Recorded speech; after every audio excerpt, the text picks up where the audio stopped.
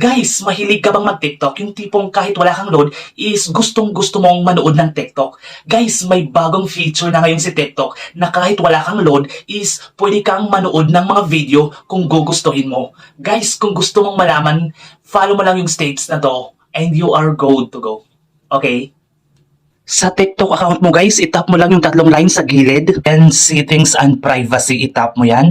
Then scroll up mo lang, makikita mo guys yung offline videos. Bagong feature yan ngayon ni TikTok. Kung saan, mamimili ka guys kung ilang video ang gusto mong i-download. Ayan, na pwede mong mapanood kahit offline ka.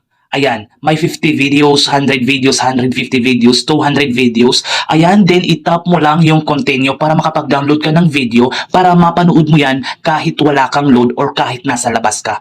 Ganun lang kasimple. Guys, kung nakatulong to sa'yo, paki-heart naman ang video to, paki-share, then paki-follow naman ako. Please, yun lang.